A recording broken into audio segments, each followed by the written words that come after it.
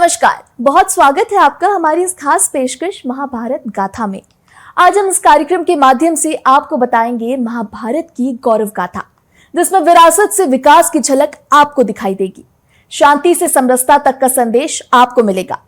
अगर आप भी महाभारत की संघर्ष की महागाथा जानना चाहते हैं तो आपको राजधानी के भारत भवन जरूर जाना चाहिए, जहां मोहन सरकार ने महाभारत की महागाथा शुरू की है। सीएम डॉक्टर मोहन यादव ने महाभारत गाथा का शुभारंभ किया। रामायण के बाद अब महाभारत की गौरव गाथा यहां साकार हो रही है।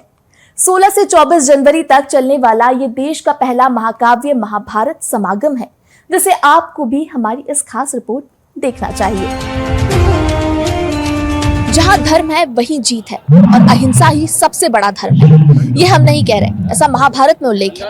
नमस्कार, हमारे खास प्रोग्राम में आप सभी का स्वागत है। मैं हूं आपके साथ सृष्टि सिंह और आज हम आ पहुंचे हैं भारत भवन में। जी हाँ, राजधानी भोपाल के भारत भवन में एक विशेष आयोजन होने जा रहा है, जो कि 16 से लेकर 24 जनवरी तक चलने वाला है।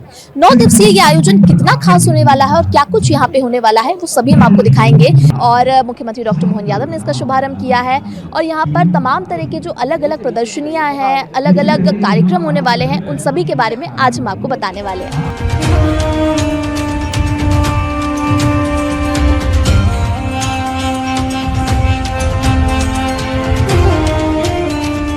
अलग अलग प्रदर्शनियां यहाँ पर लगाई गई हैं और इसके लिए पूरी तैयारियां यहाँ पर की गई हैं। लेकिन जो ओपनिंग की तरफ जब हम बढ़ते हैं तो यहाँ पर एक खास हम कह सकते हैं कि ये प्रदर्शनी लगाई गई है, जिसको अगर आप साफ शब्दों में समझेंगे तो लाइट कैमरा एक्शन। जी हाँ, और यहाँ पर भगवान कृष्ण है बीच में, क्योंकि जिस तरह से महाभारत को लेकर यहाँ पर सभी चीजें बताई गई हैं, महाभारत के अलग अलग अध्याय के बारे में ये जो कार्यक्रम है ये होने वाला है और यहाँ पर अलग अलग अध्याय होंगे। उसी तौर पर जिस तरह से भगवान कृष्ण ने गाइड किया है महाभारत में और उन्होंने अलग अलग संदेश दिए हैं हर अध्याय में, उसी तरह से ये प्रदर्शनी यहाँ पर लगाई गई है, जो कि साफ तौर पर दर्शाती है लाइट, कैमरा और एक्शन। तो सबसे पहले आपको लिए चलते हैं फोटो प्रदर्शनी की ओर। यहाँ हर चित्र सांस लेती है। महाभारत की अमर गाथा इस भव्य चित्र प्रदर्शनी में रचे गए जीवंत चित्र महाकाव्य के प्रत्येक प्रसंग को कीरते हैं। नीचे लिखी उनकी मार्मिक कहानियां हृदय को छू जाती है। इसकी शुरुआत हुई मुख्यमंत्री डॉक्टर मोहन यादव और भारत सेवा न्यास के न्यासी सचिव श्री राम तिवारी के हृदय स्पर्शी शब्दों से, जो धर्म, शांति और मानवता का गहन संदेश देती है। तो चलिए लिए चलते हैं आपको इस फोटो प्रदर्शनी की ओर।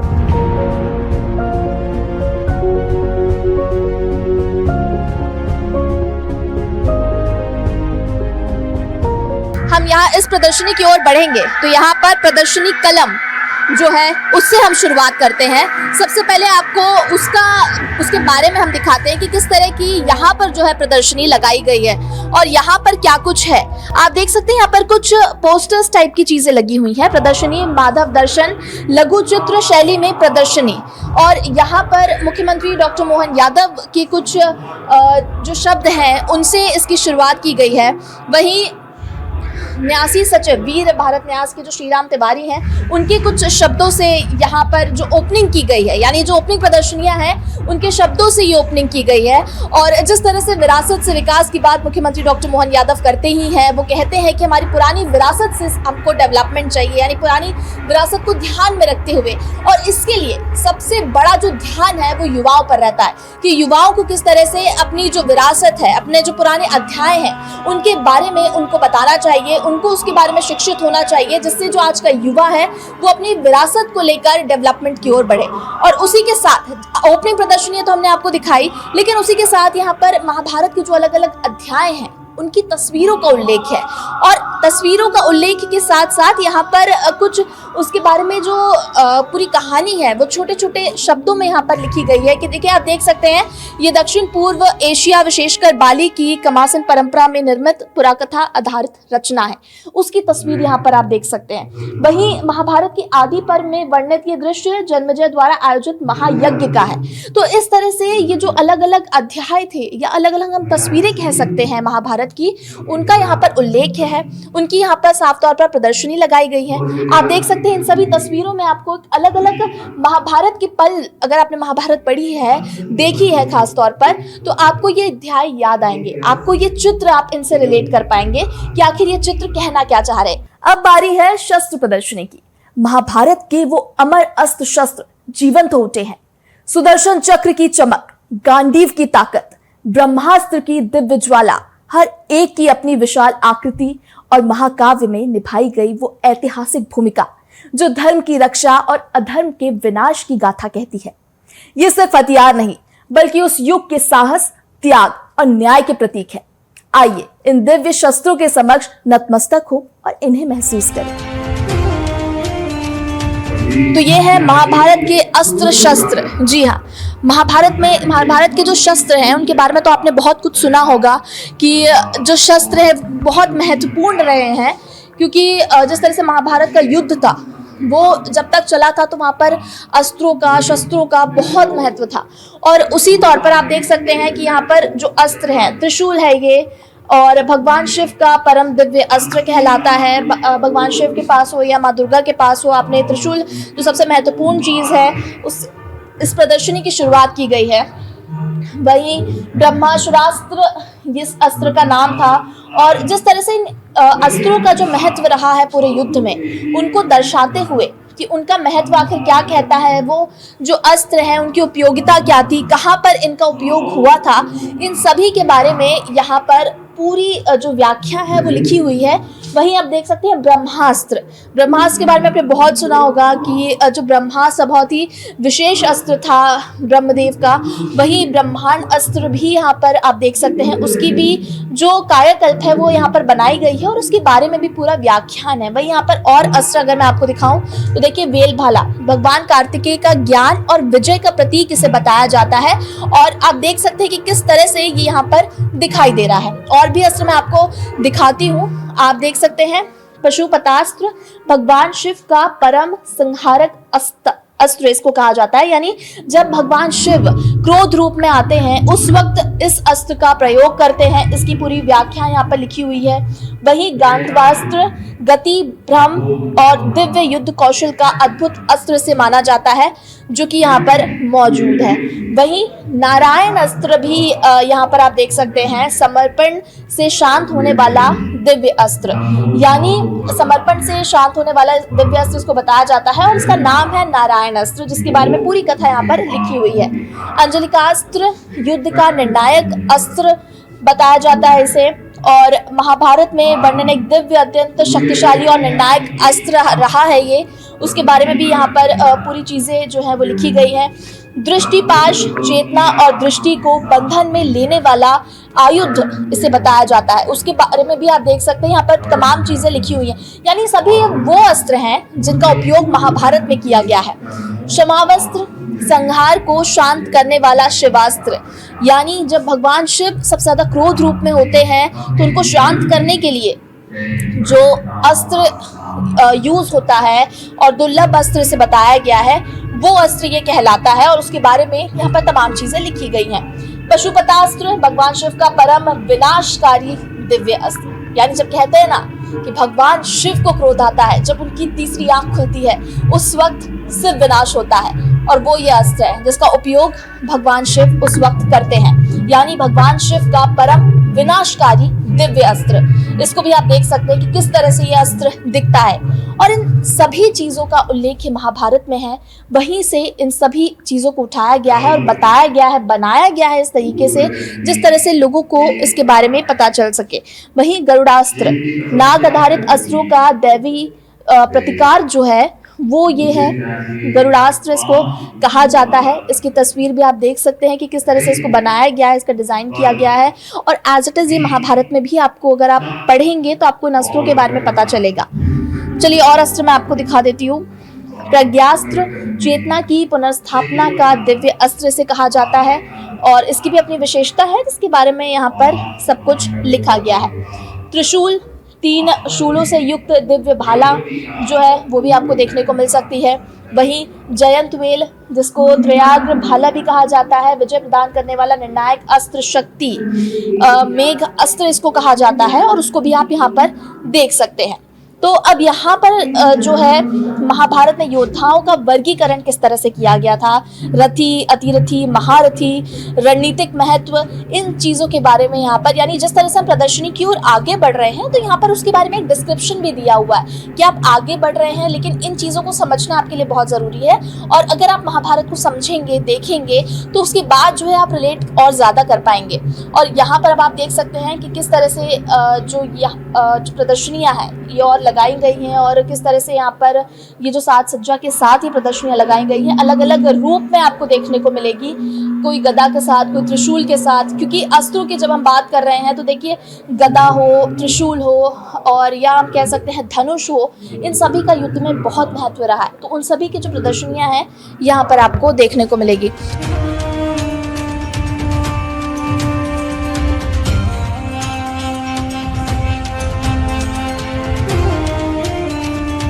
तो जिस तरह से ये आयोजन हुआ है, हमारे साथ भारत सेवा न्यास के न्यासी सचिव श्रीराम तिवारी जी मौजूद हैं, उनसे जान लेते हैं। सर, इस आयोजन के बारे में पहले 2 शब्द कह दीजिए।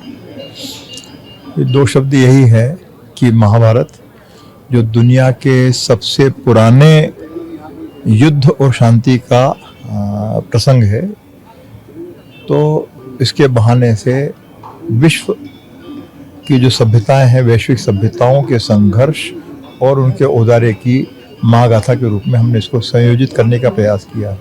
धृतराष्ट्र हों, गांधारी हों, शकुनी हों, द्रौपदी हों, और भी जो चरित्र हैं, भीष्म पितामह हैं, तो ये पूर्व जन्म में इनका क्या भूमिका रही है और क्या उनका अंत में अगले आने वाले युगों में क्या प्रारब्ध था। तो ये सामान्यतः ये जानकारी बहुत ही कम लोगों, जिन्हें महाभारत पढ़ा उनको होगी और जिन्होंने श्रीमद् भागवत पढ़ा होगा उनको होगी, पर सामान्यतः लोगों को नहीं है। तो उस प्रसंग को हमने यहाँ पर प्रस्तुत करने का प्रयास किया। इसके अलावा अस्त्र शस्त्रों की जो प्रदर्शनी है, जिसमें महाभारत में जो जैसे 18 दिन में 14 विशेष व्यूह रचना हुई युद्ध के लिए, तो उनकी प्रदर्शनियाँ हैं। श्री कृष्ण पाथे के माध्यम से हमने उसकी पहली पत्रिका जो है, श्री कृष्ण पाथे ही नाम उसका है, वो हमने जारी की, जो हर महीने छपेगी। वेब पोर्टल का हमने शुरुआत की।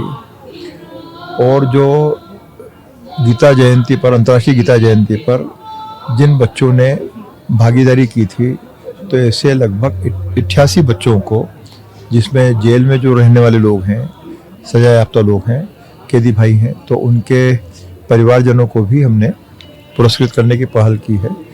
उनका रोजगार भी व्यवस्थित चले, तो जैसे ई रिक्शा है और लैपटॉप हैं, स्कॉलरशिप है या नगद पुरस्कार है, इसे हमने किया है। तो लगभग 90 लाख रुपए के पुरस्कार, ये लगभग मेरा ख्याल है कि गीता जयंती को लेकर हिंदुस्तान में शायद पहली ही बार ये घटना हुई है, तो वो हमारा प्रयास था।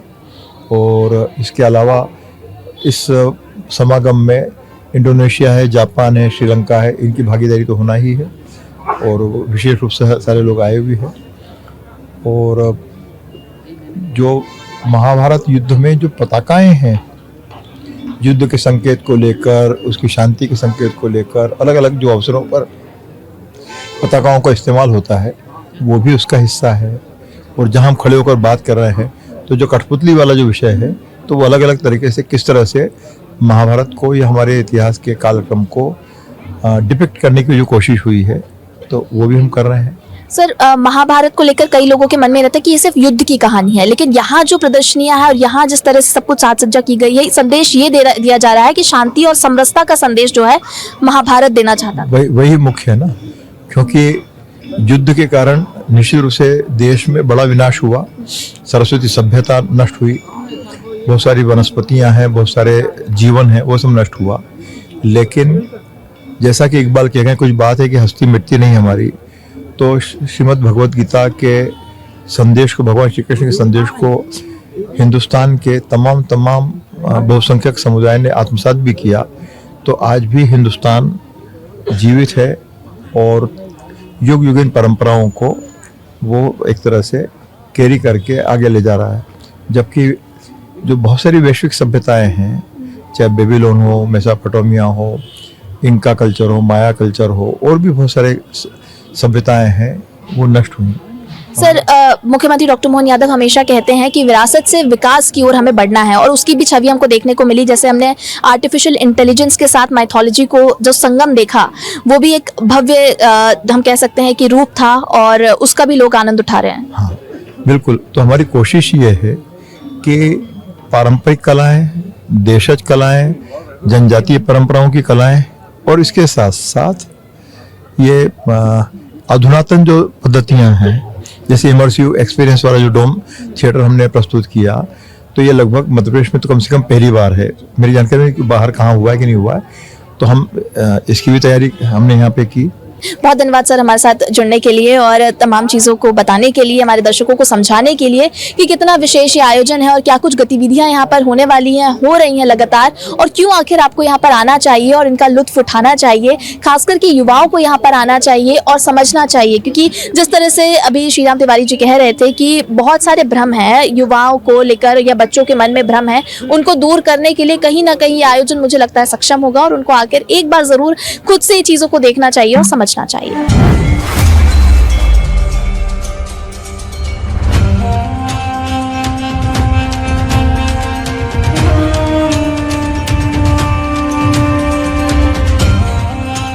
चलिए अब बात करेंगे ध्वज और शंख प्रदर्शनी की। महाभारत के अमर योद्धाओं के शंख, अर्जुन का देवदत्त, कृष्ण का पांजन्य अपनी अनुपम विशिष्टताओं के साथ जीवंत होते हैं। साथ ही उस युग की पताकाएं और ध्वज, हर एक में बसती है वीरता, सम्मान और धन की अटूट गाथा। ये सिर्फ प्रदर्शनी नहीं, बल्कि उस महाकाल की पुकार है जो आज भी हृदय को कपा देती है, क्योंकि जब शंख बजता है तो अधर्म का अंत निश्चित होता है। तो इसी के साथ चलिए लिए चलते हैं आपको शंख और ध्वज प्रदर्शनी की ओर। तो महाभारत के वक्त में पताकाओं का या ध्वजों का क्या कुछ महत्व रहा, और कौन कौन सी अलग अलग उस वक्त ध्वजाएं थी या पताकाएं थे, उनके बारे में भी यहाँ पर प्रदर्शनी लगी गई है। उनके बारे में थोड़ा सा आपको बता देते हैं। देखिए, आप ये देख सकते हैं, ये था कर्ण का श्वेत शंख ध्वज जिसे कहा जाता है, उसकी यहाँ पर तस्वीर है। वहीं अर्जुन का कपि ध्वज ये है, जो कि यहाँ पर आप तस्वीर देख सकते हैं। और अलग अलग जो ध्वज थे और जो शंख थे, इनका क्या महत्व था महाभारत में, क्योंकि शंखों का भी यहाँ पर बहुत महत्व था। और आप देख सकते हैं विदारक शंख ये कहा जाता है, जिसकी यहाँ पर आप आकृति देख सकते हैं। उसी के साथ आप देख सकते हैं यहाँ पर जो पंजन्य शंख है वो यहाँ पर है, और इस शंख की जो खासियत है वो ये है कि श्री कृष्ण का दिव्य शंख कहलाता है, इसीलिए ये खास और बहुत ज़्यादा महत्वपूर्ण भी माना जाता है। उसी के साथ देखिए, आप देख सकते हैं कि यहाँ पर भी कुछ और विशाल आकृति के शंख हैं, जो कि बड़े हैं दिखने में शंख, और इनकी भी अलग अलग विशेषताएं हैं। ये पौंड्र शंख कहलाता है। वहीं सुघोष शंख आप देख सकते हैं, इसको कहा जाता है, और उसकी आकृति यहाँ पर है।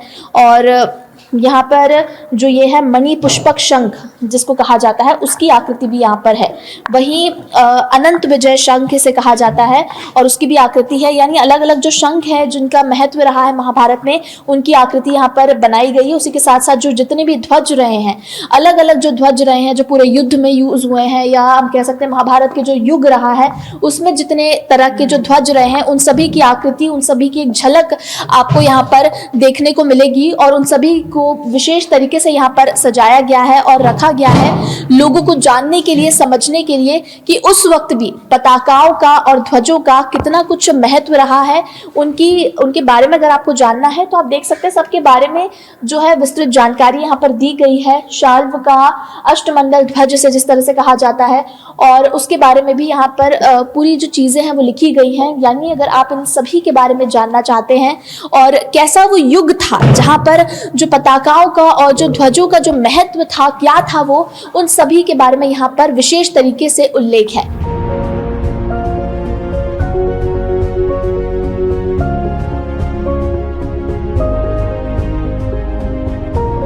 तो अब बात करेंगे कठपुतली प्रदर्शनी की, जिसके बारे में भी आपको जरूर जानना चाहिए। कठपुतली प्रदर्शनी में इंडोनेशिया, श्रीलंका और अन्य देशों के विश्वविख्यात कलाकारों ने अपनी अनोखी शैली और रंगों से महाकाव्य को नया जीवन दिया। हर सूत्र, हर मुद्रा में कृष्ण की लीला, अर्जुन का संग्राम, द्रौपदी का सम्मान और कौरवों का पतन, सब कुछ हृदय को छू लेता है।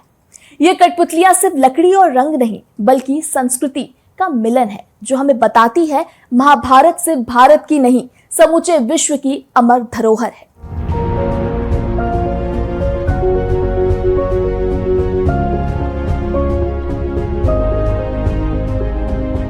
कठपुतली की जब हम बात कर रहे हैं तो देखिए महाभारत का भी उल्लेख है यहाँ पर, और यहाँ पर हनुमान जी की भी एक चित्र आपको एक दिख सकता है और उसकी भी छवि आपको यहाँ पर दिखाई दे सकती है।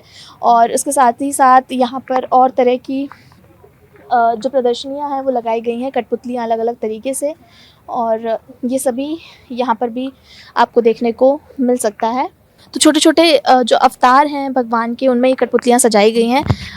पुरानी हमारी दादी नानियों के समय जो पुतलियाँ डॉल बनती थी वही डॉल हमने बनाई है, लेकिन महाभारत के जो कैरेक्टर है वो बनाए हैं। ये महाभारत के ये इतने हम इस आधुनिक युग में उसकी प्रदर्शनियों को और उसकी प्रस्तुतियों को जब इस रूप में देख रहे हैं तो असली महाभारत कैसा रहा होगा। सही बात है। और देखिए जिस तरह से जो इसका मकसद है इस आयोजन का वो साफ तौर पर यही है कि लोगों को महाभारत के बारे में पता हो, और उसी को लेकर यहाँ पर विशेष प्रदर्शनियाँ लगाई गई हैं और उसकी जो छवि है समझ में आपको फील हो सके कि आप उस महाभारत के युग में जी रहे हैं। और इसी तरह से पूरे भारत भवन को सजाया गया है। जितनी प्रदर्शनियाँ हैं वो कहीं ना कहीं आपको यही दर्शाएंगे कि भाई आप महाभारत के युग में हो, और आपको यहाँ से जुड़ी हर चीज़, यानी जिस भी गली से आप गुजरेंगे आपको कुछ ना कुछ महाभारत से जुड़ा यहाँ पर देखने को मिलेगा। इस तरह से विशेष साज सज्जा कर इसको सजाया गया।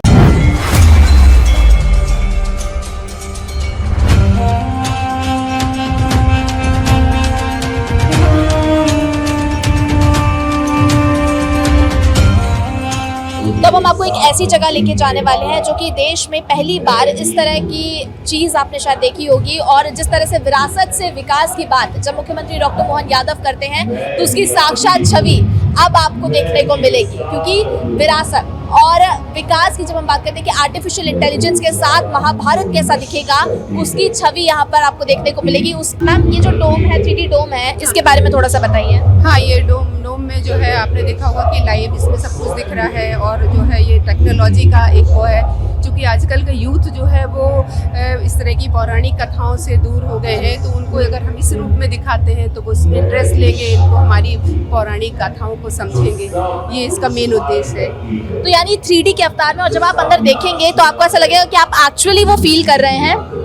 और मैम कुछ आप इसके बारे में पूछना चाहते हैं? क्यों ना हम जिन्होंने इसको बनाया है उनसे ही बात करवाएं आपकी, नितांशी जी। ओके, तो हमारे साथ नितांशी जिनने इसको बनाया है। नितांशी आपसे जानेंगे कि ये 3D डोम कितना स्पेशल है, क्योंकि पहली बार ऐसा कुछ हम देखने वाले हैं, तो ये क्या कुछ है? तो ये टेक्नोलॉजी एग्जिस्ट करती है पहले से, लेकिन इसको जनरली इंडिया में और बाहर एंटरटेनमेंट के लिए, बच्चों के लिए यूज़ किया हुआ है। कभी भी आप देखेंगे हमेशा से हमारी जो संस्कृति है और हमारी सभ्यता, हमारी माइथोलॉजी, उसको दूसरी तरफ रखा जाता है, टेक्नोलॉजी एडवांस दूसरी तरफ रखा जाता है। हम चाहते हैं इसका अमैल्गमेशन, और हमारी यही एक कोशिश है कि हम नेक्स्ट जनरेशन तक, क्योंकि एक बहुत बड़ा गैप आ गया है कि बच्चे और जनरेशन और यूथ बहुत डिस्कनेक्ट हो गया है, and they don't know about our stories. एक पॉइंट के बाद वो फिर लोग जानते नहीं है, तो वो सिर्फ स्टोरीज बन के रह गए, इसलिए हम मिथ भी बोलते हैं कि मिथ से। सो उसे हम ब्रेक करने के लिए और हमारी संस्कृति और सभ्यता को लाने के लिए आगे नेक्स्ट जनरेशन, तो एक छोटा सा प्रयास है। आपको यहाँ पर जाके ऐसा लगने वाला है कि जैसे आप एक्चुअल उस दुनिया में, नहीं महाभारत की जो दुनिया है, अगर उसको आपको देखना तो आपको ये ज़रूर एक्सपीरियंस करना चाहिए। देखिए आपके पास ज़्यादा वक्त नहीं है, 16 से 24 तारीख तक ये जो आयोजन है भारत भवन में ये हो रहा है। तो देख सकते हैं अब हम इस डोम के अंदर आ चुके हैं, और यहाँ पर ही वो फिल्म दिखाई जाएगी जो कि 3D एनिमेटेड फिल्म होने वाली है, और यहाँ पर एक्चुअल आपको लगेगा कि आप उस महाभारत की दुनिया में हैं। तो चलिए अब इंतज़ार नहीं करते, क्योंकि मैं तो बहुत एक्साइटेड हूँ।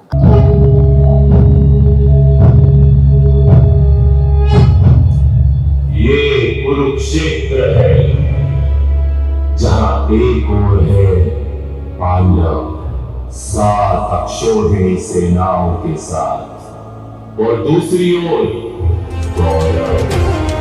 तो महाभारत सिर्फ युद्ध की कहानी नहीं है, युद्ध से परे है। और इस पूरे प्रोग्राम में हमने आपको वो दिखाया कि किस तरह से भारत भवन में जो ये 9 दिवसीय आयोजन है कितना महत्वपूर्ण है, कितना खास है, और क्यों आपको आना चाहिए। 16 से लेकर 24 तारीख तक ये आयोजन रहने वाला है, और यहाँ पर आपको आके अलग अलग जो प्रदर्शनियाँ हैं उनको देखना चाहिए। खास तौर पर अपने बच्चों को ज़रूर लेकर आइए, और ये जो महाभारत की एक दुनिया बनी हुई है भारत भवन में, इसको ज़रूर एक्सप्लोर करिए। इसी के साथ मुझे दीजिए इजाज़त। आप देखते रहिए BSTV। नमस्कार।